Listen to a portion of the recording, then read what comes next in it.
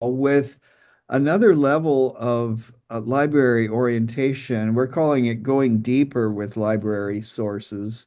Um, and some of you may have been in the session that Kate Weimer did in the fall. You don't have to have been at that to be at this one, but we're glad whenever somebody can access both.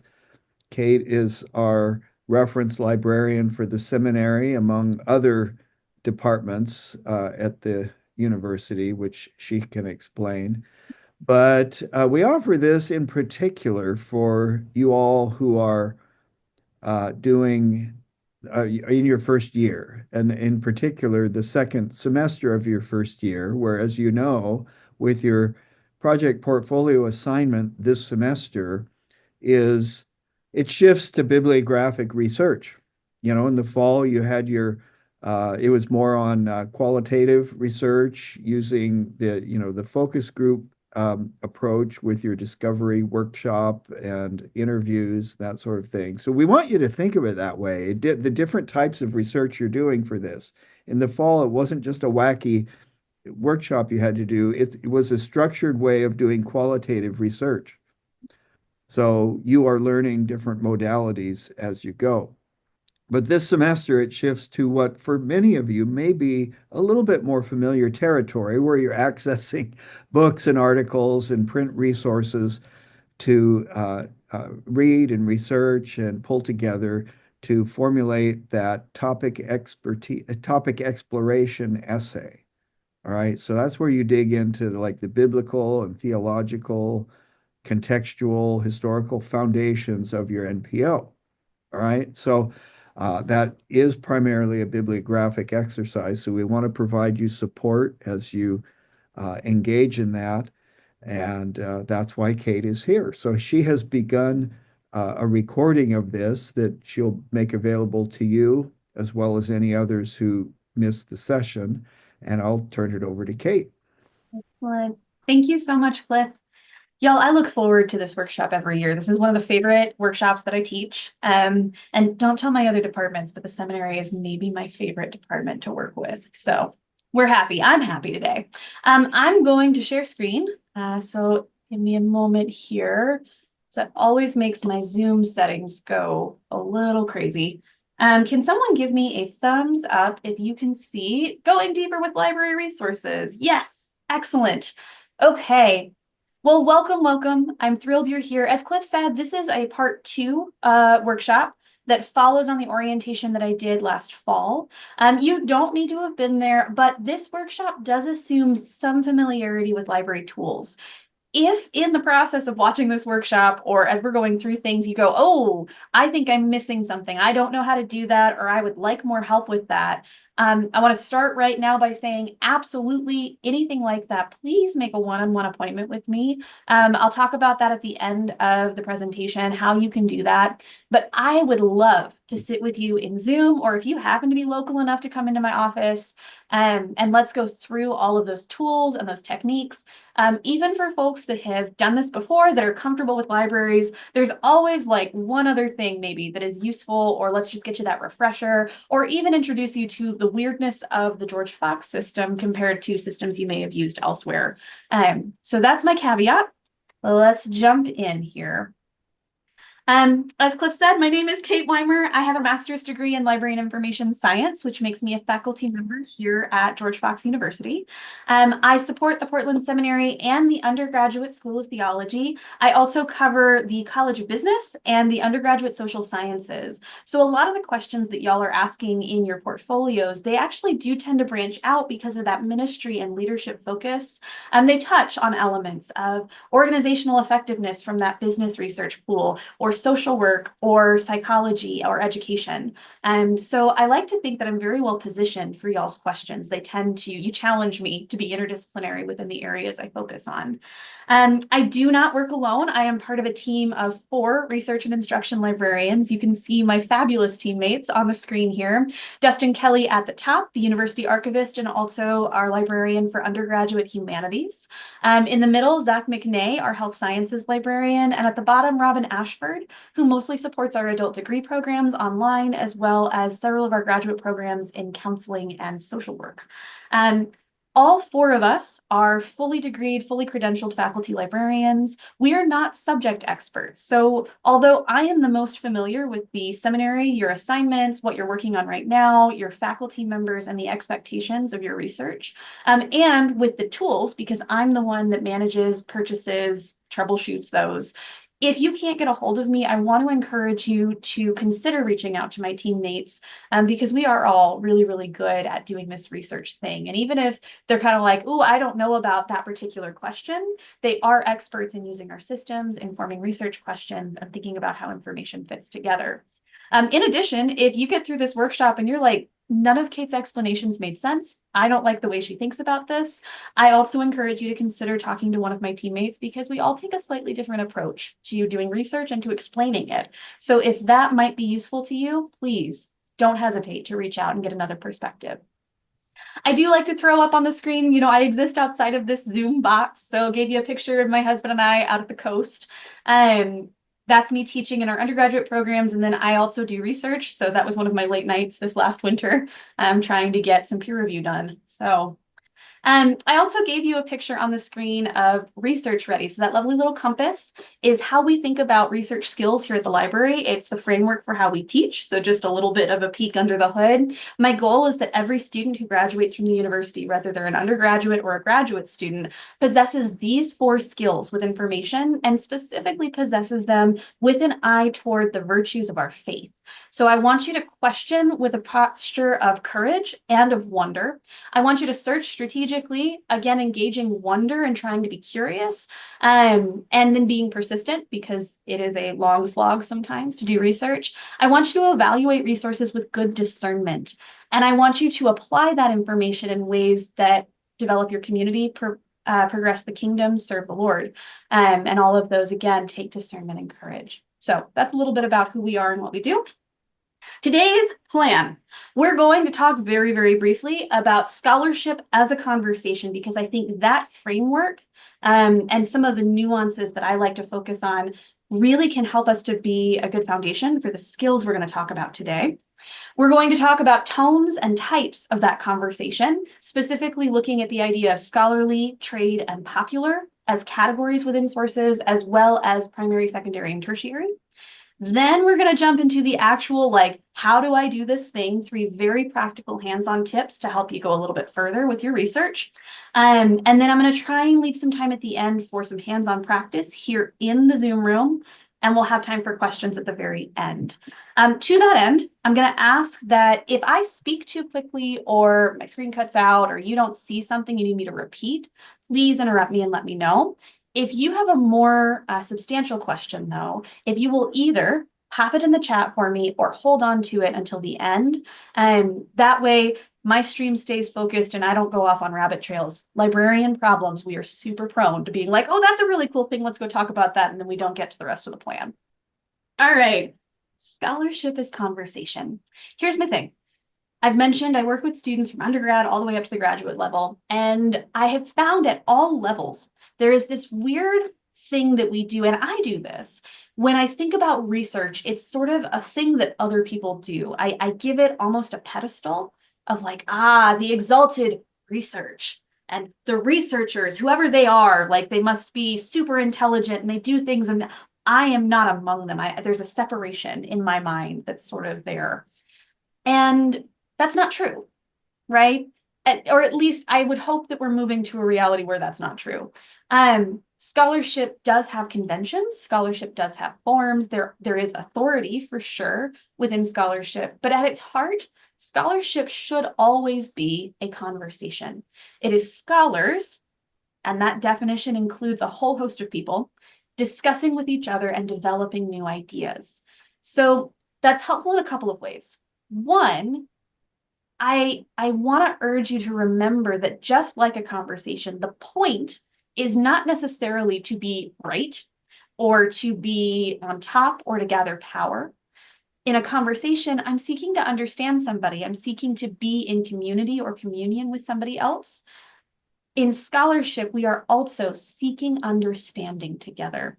And we can say this as Christian scholars who believe that there is a truth, there is something to move toward, that we are seeking to move toward that together from possibly very diverse perspectives.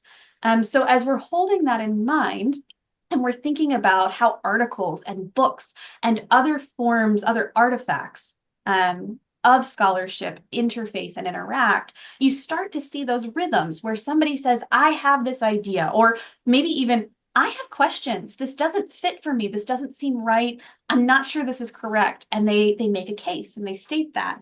And then you'll see literature that pops up around that, either going, yes, and let me build on that, or no, I really don't think you're right here. And here's all the reasons why.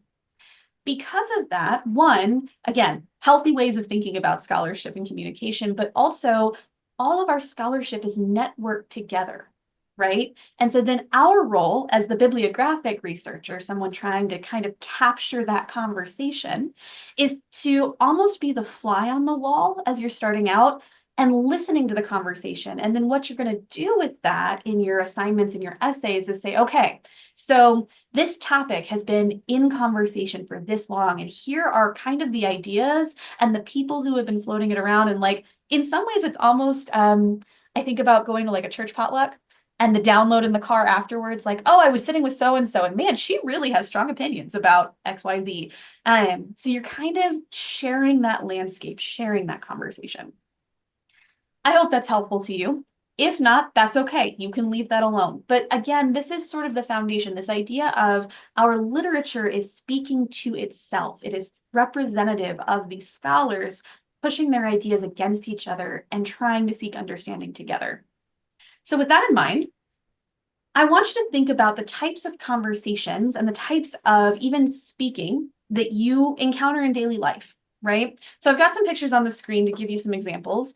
And I want to think really particularly about maybe the idea, the story of Elijah on Mount Carmel, that Bible story where, Elijah goes up and he challenges the prophets of Baal and they have this contest, right? And Baal never shows up, of course, and the Lord sends down fire, right? And he says, choose this day who you will serve, right? That story.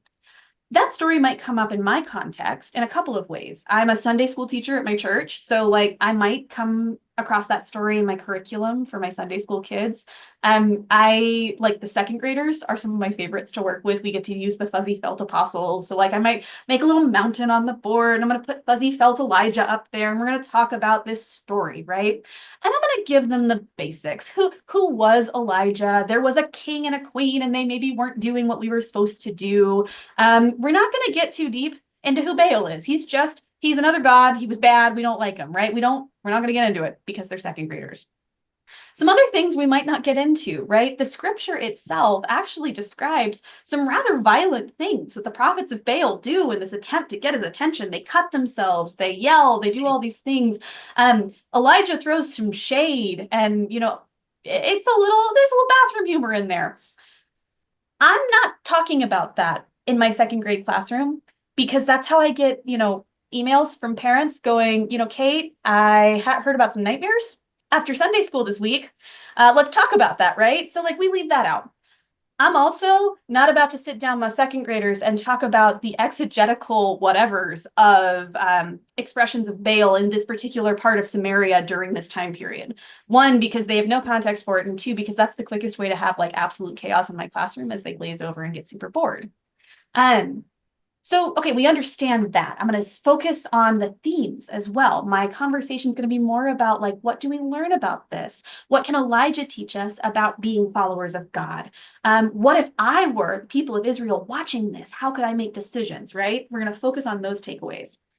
I might also encounter this story. I mentor high school girls. So we go to a coffee shop, we open up our Bibles and we read a story together, or we read a passage together, and we do sort of a devotional, right? So a devotional approach to this story, we are actually reading the entire text. So she might have questions about like, what is this? Who is this? So we might have a little bit more conversation about, the politics involved and the different deities that are involved and what does that look like and where are they in the world? Can we maybe pull up a map on our phone and show ourselves like, where are we? But again, I'm not getting into the weeds. She's maybe 17. She does not care about the deep hermeneutic consequences of whatever. And we're still focused on those takeaways. How can you in school this week think about what we learn in this passage? Conversely, I might encounter this in more of a presentation style. I might give a homily about this or a sermon where, okay, I'm a good preacher, so I'm going to have my 5-point whatever and bonus if they all start with the same letter. Again, sort of like the other two, I might give some context. Who are we? Where are we? But I probably am actually going to assume you know the story, depending on the church, right? And here, I might even not be just speaking about Elijah on Mount Carmel. I might be combining it with some other stories from the scriptures or other stories from history that talk about maybe courage to follow God in opposition or miraculous times when we call on the Lord and he answers, things like that. So it becomes one part of a larger story or conversation. And in that context affects the emphasis, what we're hearing and what we're sharing, and also what we pull from. Now, if I were to take this to SBL, the Society for Biblical Literature, and give an academic presentation, if I show up to SBL with my fuzzy felt apostles, I'm getting laughed out of the hall, right? Or at least some eyebrows are going to be raised, right? Like, okay, who is this that brought her fuzzy felt apostles and wants to talk about the Bible story? Like, we're all here, we're scholars. Now is the time to get into the weeds about different representations of Baal in Samaria during this time period, or what does it mean that this king, that king, right? Or even looking at the context within that larger story, like what happens before and after, or comparing different types of literature or the original language, doing some studies around that. This is where we get in the weeds. And this is where that getting into the weeds is deeply appreciated, right? Because I am now among my people, which again brings us back to this idea scholarship is the way it is largely because it is the output and the conversation of a very particular group of people. It is these scholars, right? Speaking to each other and geeking out over the nitty gritty that absolutely nobody else cares about. And so that affects the details we highlight and the things that we consider authoritative. So again, we encounter this in our daily lives and we have a mental framework for what's appropriate. We know not to bring the academic literature to Sunday school. I know not to bring my fuzzy felt apostles to SBL, or really actually to my devotional with the coffee shop because some of those high school girls would never talk to me again, right? So similarly, when I think about my scholarly literature and what's held in the library, there are these sorts of categories, and really they're contexts. And I encourage you to think about them as contexts, not categories, in part because they're kind of squishy. There's a lot of gray area and slippage between these categories. So there's no really good, you'll find checklists out there like, how do I tell if it's scholarly or not? You'll find them, but they're not foolproof. And a lot of it is because it's a very human endeavor. We're talking about human communication. And so there's always going to be something that doesn't fit perfectly. But if you think about it as a context, who is speaking and to whom are they speaking? And what do they value? What are they hoping to communicate? This becomes a lot easier. So 3 major categories that you can see on my screen here. And we actually collect all 3 of these, all 3 types of these in our collections here at the library. On one end, we have popular literature. This is best way to think about it, written by absolutely anybody. Could be, you know, Miss Susan down the street who has, you know, maybe an associate's degree, to the PhD who has published 12 billion different articles and is super widely renowned. Anybody can write popular literature. The litmus is they are writing to the person on the street. So if I were to walk into the coffee shop across campus and just pull a random person and go, I want to tell you all about X, that's popular literature. You can kind of think about if you expect to see that book or that article in a public library context, that's a pretty good check. Again, not perfect, but that's sort of loosely the context we're thinking about. And that makes sense, right? Public libraries are for the general populace. So they're going to have materials that are written for anybody to understand. Some things that you'll notice about popular literature, and part of why we don't always like to use it in a scholarly context, we're not going to use jargon in popular literature, or if we do, we're going to have to take time to really define it. Jargon, of course, is language that is specific to a particular practice or trade.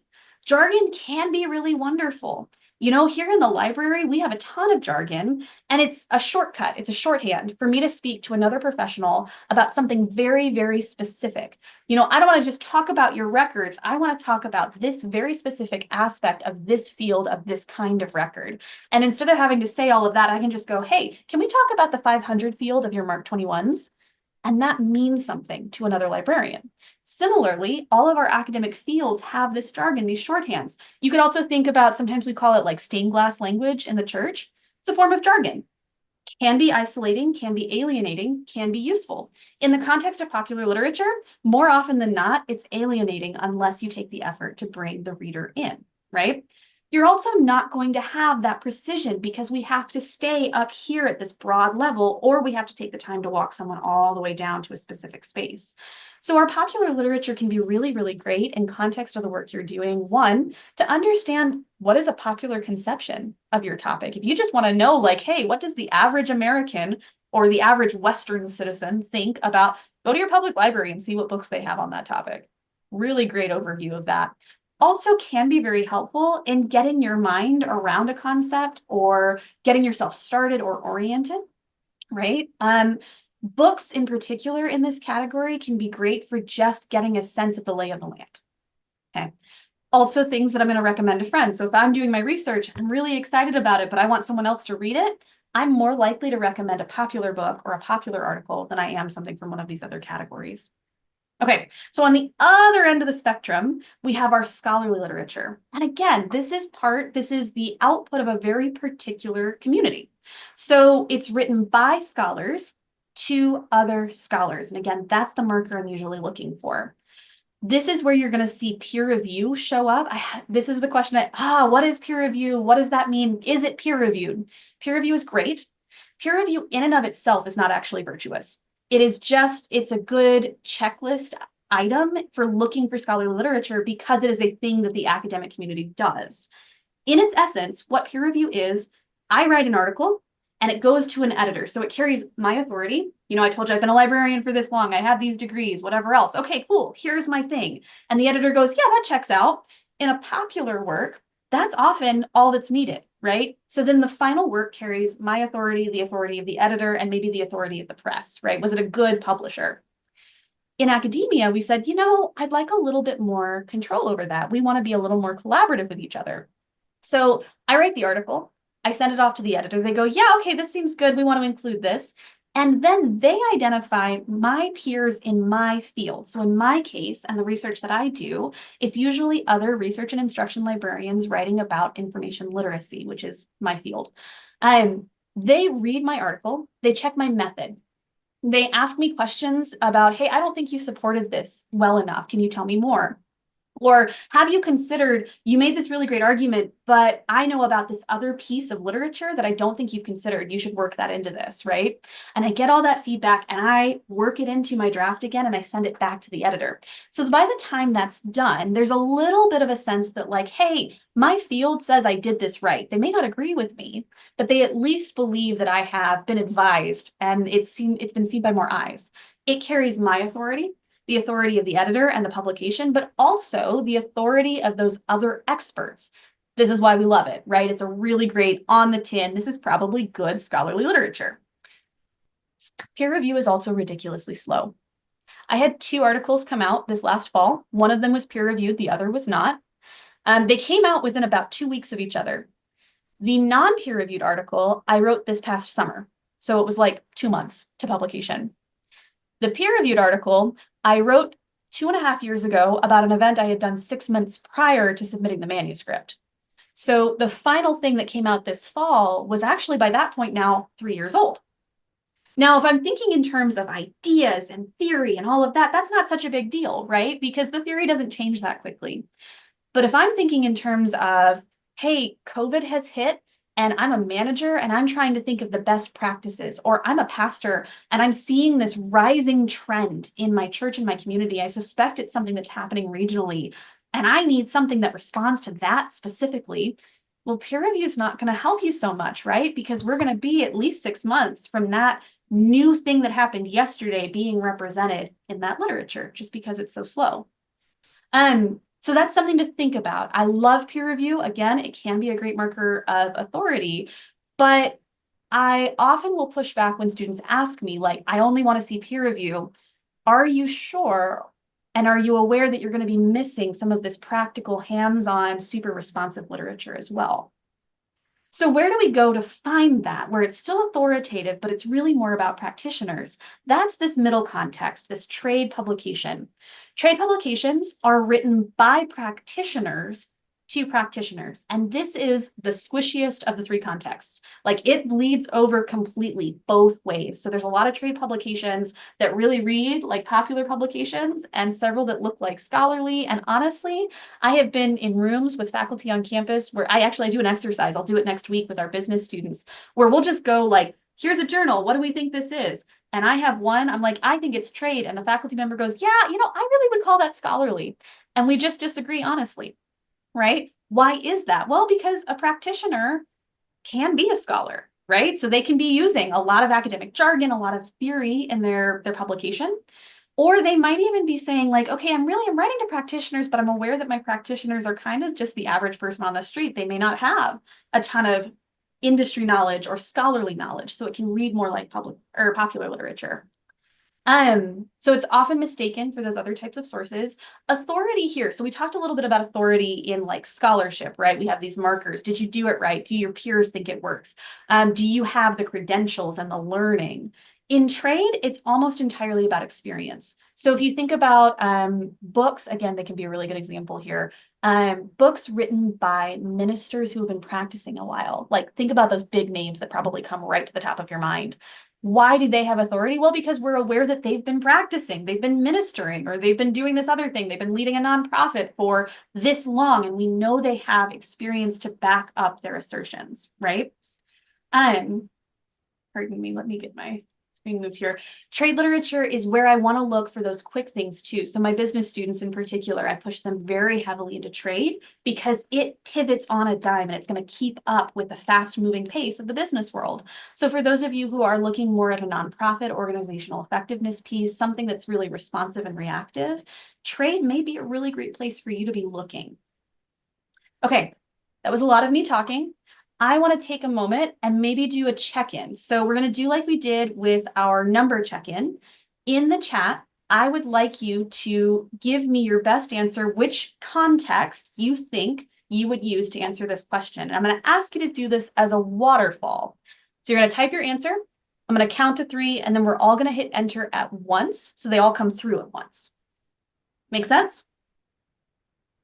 Okay, so let's say you are at your church and someone says, wow, I really want to learn more about Persia at the time of Esther. What context do you think you should pull from to help that person that you just met at church learn more about the Persia in the context of Esther? Type it in the chat, but don't hit enter yet. Okay, 1, 2, 3. Excellent. I'm kind of seeing a mix. I am seeing overwhelmingly popular, which I would say is the correct answer to this one. Remember who's asking you for that source. Now, of course, I don't know your context. So perhaps you attend a church that is extraordinarily, scholarly or intellectual, and that's awesome. And maybe that is the correct answer.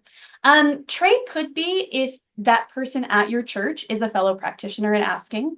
But generally speaking, if I'm just like, as a librarian, this happens a lot. People go, hey, do you know any books on XY topic? My default, unless I have a relationship where I know they're a fellow practitioner or they're a scholar, is to go to the popular literature first. So I'm probably going to go look and see, like, does Zondervan have anything on this? Really, really great sort of like starting example space.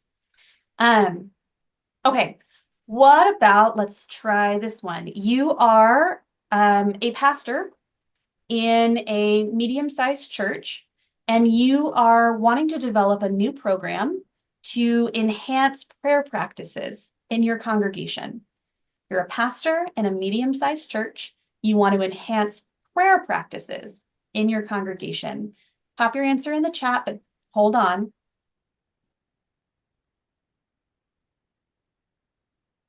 1, 2, 3, go. Yes. Trade. Absolutely. I like job popular trade, I think is a good way to think about it as well, because you might find some additional, right? Like, ooh, if it's written to the popular public, there might be some good ideas or examples there as well. Absolutely. But yeah, I'd be looking for trade. I'd be looking for what are other practitioners doing that has worked, right? And I'm going to say trade over popular only in part because trade is likely to have a little bit more support behind what they're offering, right? So maybe the difference between something from IBP and something from Zondervan, maybe, although Zondervan's also excellent, but not a blog from the open web, right? Not necessarily. I'm going to have to look at that blog with a lot more scrutiny than I might have to look at something from I always do badly when I pull these off the top of my head, but like Christianity Today kind of sits in that weird lee between popular and trade. Um, there are markers here, right? There's a certain level of expectation and background. All right, one more here. How about you are getting ready to visit a undergraduate campus to be a guest lecturer, and you're going to be speaking about practices of medieval monastics, mysticism. So their discipling practices, their prayer practices. You're here to give a guest lecture to an undergraduate class on that topic. Type it in the chat, but don't hit enter. Medieval monastics and mystics, prayer practices, discipleship practices. 1, 2, 3, go. This is where I would be looking almost exclusively at scholarly, right? Because you are addressing they're little baby scholars in the undergraduate classes, but they are scholars. And you are coming in the context of scholarship to speak about this topic, right? Trade, I don't know, would be quite as helpful here, unless it was the emphasis of practice. But if we're just talking about that theory, I think you're pretty exclusively going to want to be in that scholarly category. Okay, hopefully that's helpful. I have to keep moving. And again, if you have questions about what we just did, feel free to pop them in the chat and we'll take some time at the end here. Really briefly, I want to make sure that we talk about primary, secondary, and tertiary sources. I am not going to spend a lot of time here. I simply want to point out that this is another categorization of source type. Primary sources are the things that capture that information or experience at the source. So examples in the fields of ministry and leadership, raw data and records, stuff from Barna Group, memoirs. So I've got the Year of Biblical Womanhood up there. Not the most scholarly work, but in the sense that it is her writing about her experiences, primary source, right?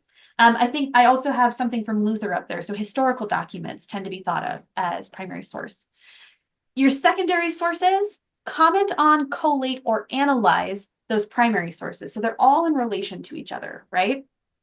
This is typically what we're finding in my collections, and in scholarship. It's going to be those secondary sources. Hey, I looked at the literature. The work you're doing now is creating, in some ways, a secondary source. I went out and found this data. I found this information, and now I'm making meaning from it. I'm telling you all about it. Our third category then is tertiary sources. They're also called reference sources. So if you remember the days, I still remember the days, when you had to go to the reference desk, you didn't have Google in your pocket to go find out about new information to get started with research. That's what these are, right? So again, they're in relation to each other. Tertiary sources comment on, analyze, or collate secondary and primary sources. So if I'm thinking about that information ecosystem, that primary is advancing knowledge, it's new studies, or it's even just photographs, newspaper articles, things that just capture that raw data. My secondary is sort of starting to make meaning out of it. Tertiary then is helping us to see it within even that larger context. Okay, so why should we care about, oh, I saw this note, I always forget to mention this. We do not cite tertiary sources in scholarship. So we are a unique community. We have our own ways of doing things. One of those things is we just don't cite encyclopedias unless you are directly quoting from them for some reason. It's generally considered the information in a tertiary source, general knowledge, right? This is why we don't cite Wikipedia. All right. So let's actually talk about boots on the ground. What do we do with this? The first thing that I recommend you try, the first tip for this part of your research, is reference sources, because they are not dead yet. Whatever else some of my fellow librarians may think with the advent of AI and Google, reference sources, especially those like the ones we collect here at the library and platforms like Credo Reference, Theology and Religion Online, or Oxford Reference, we collect academic encyclopedias and dictionaries and handbooks. So it's a scholar thinking about a scholarly audience and just giving you an overview definition, so a description of a concept, but also giving you a sense of the scholarly conversation, right? So it's not just the Wikipedia entry or the Encyclopedia Britannica dictionary entry of this is XYZ. It's also going to be, and it's been thought about in these ways. One of my very favorite, I've got up on the screen here, it's a little hard to see because it's blue. The Encyclopedia of Christianity, for example, has an entry on missionaries that covers basic understandings of missionary work across major historical eras in Christianity. Even better, almost all of its entries end in either a bibliography or further reading.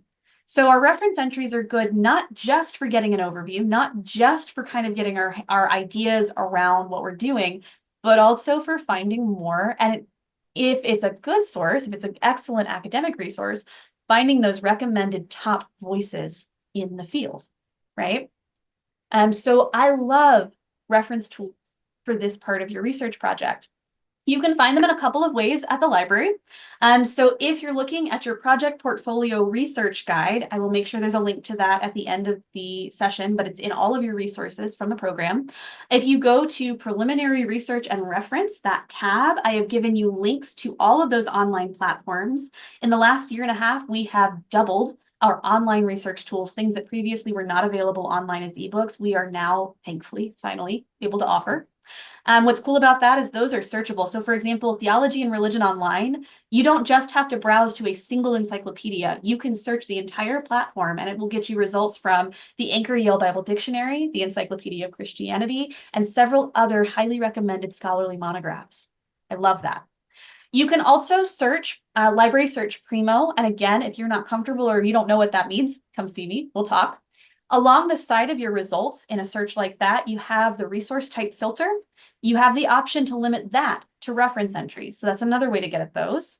Or if on the library website, you go down within those quick links to the databases A to Z, instead of changing your subject term to like seminary, which is what I will often recommend you try, use that types dropdown to change to general reference. And that's going to show you all of my online platforms for finding reference tools.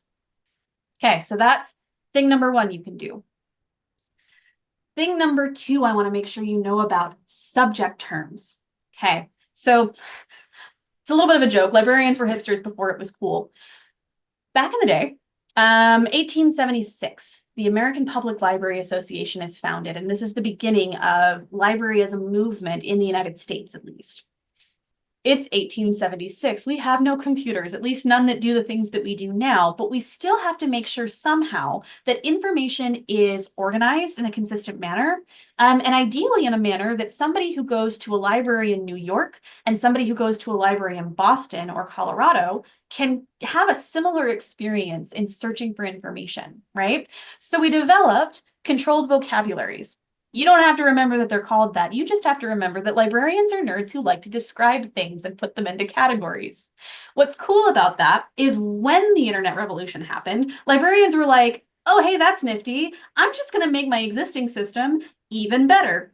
So I have on the screen, this is a traditional card catalog, and you can see we've got our basic information. So this author name, the title of the work itself. This is actually a full record, so this is meaningful. Here's some library jargon for you. But right up here at the very top, this is the primary subject term for this title. It's about modern art in the 20th century. It's actually got some additional subject terms down here, constructivism specifically. And oh, well, that's the only, those are the two that are on there. Okay. That primary subject term determines where it is on the shelf, which is why when you browse a library collection, you find things that are similar altogether. But in a modern online database, whether that's looking at ebooks or articles, those subject terms are still present and they're hyperlinked and searchable. So here's an example of a Primo record, library search. They sit right down here. Every time I teach this, I think I need to replace this screenshot because this was during a period where they were suddenly in French. They are not in French anymore. They show up in English. But I could open this book and say, wow, this book by Nathan Foster is exactly what I'm looking for. I want to find more like it. Come down here and look at those subject terms. Spiritual life and Christianity is probably one that I want to look at. When I click on it, Primo then runs a search for everything else in our collections that has been given that tag, right? And again, in theory, given that tag by a trained librarian or indexer. Here in the middle, this is a screenshot from an ATLA record. So that's ATLA Religion, my primary workhorse for article literature. And I can see here, this is an article about church work with children with disabilities. If that's my topic, I need to click on that and run that search to see what else is in the database that the indexer has marked. What's extra special with that database in particular, everything in that database was read by an expert who is then applying these intentionally. So you get a little bit of an additional, it's not just computer generated, it's been done by an expert. The other place you can find them often, not always, and it's really mostly in newer books, but this is a picture of a book that's on my shelf. This is that copyright page, and I can see right down at the bottom, subjects LCSH, curiosity, thought and thinking, and neurosciences. So if you've already found a really excellent print book that you would like to find more like, pull that off your shelf and check that copyright page because you might find terminology there that lets you use this networked system. This is one of the fastest ways to cut through the noise and take advantage of the infrastructure that libraries provide to information. All right, last thing. A lot of people are aware, like I found an excellent resource. I am absolutely going to go and take everything that they've cited. I'm going to go, it's called mining the bibliography, right? If this was a good article, I should probably pay attention to the people that they're in conversation with. That kind of work only shows you the conversation before the publication of the article, right? Because obviously, you can also find things in the other direction, right? It's a networked conversation. Google Scholar and a handful of my other databases will offer you what's called a cited by search. So my screenshot here shows you in Scholar, it's located right below the entry, and it's a hyperlink. And it's going to show you everything that Google Scholar can find that has cited that article. So again, if you've got an excellent resource you've already found, pop that into Google Scholar, check that cited by search and see if it works. Now, your mileage may vary with this. It's better with articles than it is with books because books cover lots and lots of topics. So the reason somebody might have cited it may vary from the reason that you're interested in it. Also, newer things, so something published last week, not likely to have cited by, right? Because it hasn't been long enough for somebody to write something new. So keep that in mind as you're doing, but an absolute game changer in terms of seeing the conversation prior to the publication of an article and the conversation since. All right, your turn. I'm not going to take quite as long, but I think I do want to make sure and give you, we're going to try 5 minutes. And I want you to try finding one of the following, okay? A reference entry on your topic that you think might be useful, a subject term on a resource you have already found. So pull it up in the database, take a look at that copyright page, pull up the book title in Library Search Primo, or run a cited by search in Google Scholar for something you've already found. I'm going to start my timer. If you have questions, you can pop them in the chat, and we'll just take that time.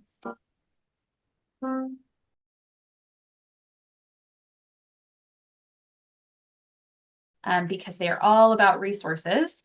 One, if you have not found the Project Portfolio Research Guide, I hope that you will take advantage of it. You can see the URL up on the screen. It's libguides.georgefox.edu/seminary project portfolio. It's a mouthful, I know. I know that link is in your syllabi and your resources because the seminary is fabulous at making sure it gets there. You can also find it in any of your Canvas courses. If you look under library resources, this should come up. Or under the library website, go to Research Guides, Seminary, and the title for the project portfolio.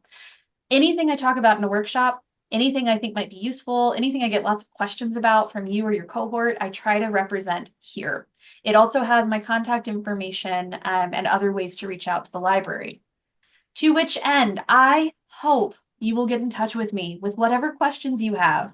I am available through email. I'm available over the phone. I am available by appointment. The nice thing about that, my calendar can be a little wacky, especially this time of year.